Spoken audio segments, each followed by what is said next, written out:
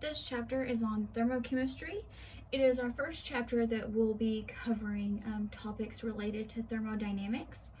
And thermodynamics is not one of my favorite topics. It is a little bit complex. It seems I tend to get it backwards in my brain sometimes.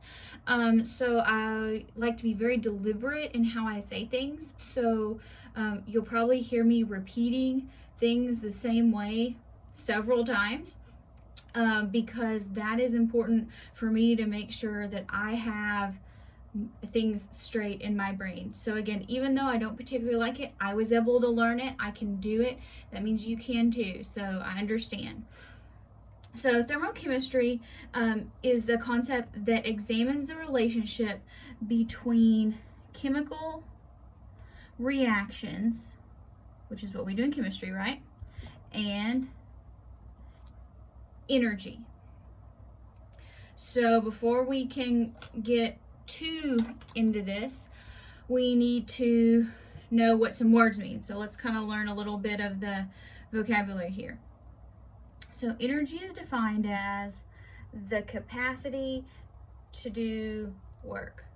That sounds easy, but if I read that, that doesn't really mean anything to me, because in a scientific standpoint, what is work? I know what I think work is, but work is, according to the definition of physics, is force that is acting through a distance. So work equals force times distance. If you have to take physics, you'll be doing a lot of that. Now, heat. Heat is a flow of energy, like the wind. It is caused by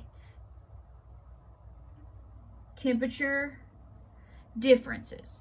Just like wind is caused by pressure differences, heat is a flow. So heat is always moving. So when we talk about heat, we're gonna be talking about the direction that heat is moving. So that's important.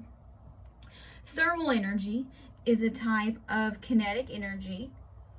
Remember that kinetic energy is the energy of motion. Again, a lot of these are physics definitions, which is why it's a little bit tough for me. But again, I learned how to do it, and you can too. That is associated with the movement of tiny particles. For our purpose, that means atoms and molecules within an object. So if you're talking about a solid object, that's where the particles are vibrating in place. If you're talking about liquid, that's where the particles are sliding past each other, and in a gas, they're just bouncing all over the place. Thermal energy.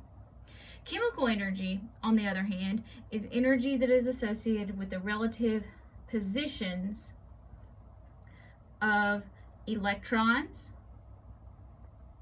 and nuclei. So chemical energy, remember, energy of position refers to potential energy. So kinetic energy, energy of motion, you're doing something. Potential energy is stored energy. Now, in chemicals, that energy is stored in chemical bonds. So when you break bonds, you release energy. Now, some examples. Most common example of chemical energy that most people think of, batteries. You put a battery in, you get power. You take the battery out, the battery stays charged. Or you can recharge a battery. The food you eat is actually chemical energy, because your body breaks it down and then uses it as energy, because food is organic. And as well as other fuels that we use, like gasoline, a lighter fluid, things like that. So things we use as fuel. Now, it's important when we're doing thermodynamics to understand what we mean when we talk about the system and the surroundings. Now, the system is what you have to identify, and it can change depending on whatever situation. So whenever you're getting a problem, you need to first identify what is the system and what is the surroundings.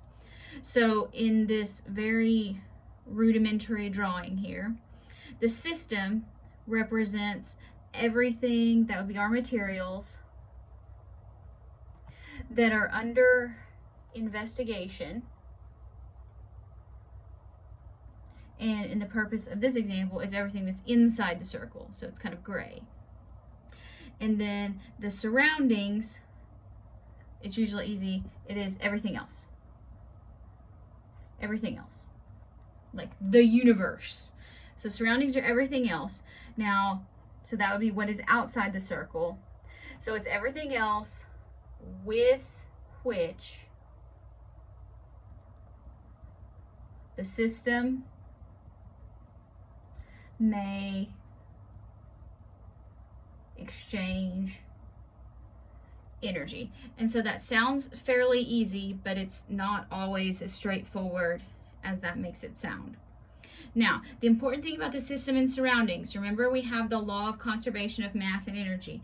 That means the surroundings gain the exact amount of energy that the system loses. The converse is also true. If the system is gaining energy, the exact amount is lost from the surroundings. So surroundings lose the exact amount the system gains, or the surroundings gain the exact amount of energy the system loses. Now, energy can take different forms, but the total amount of energy is always the same. So it's like a balanced equation. Energy on the left has to equal energy on the right. Energy in the system has to equal energy in the surroundings.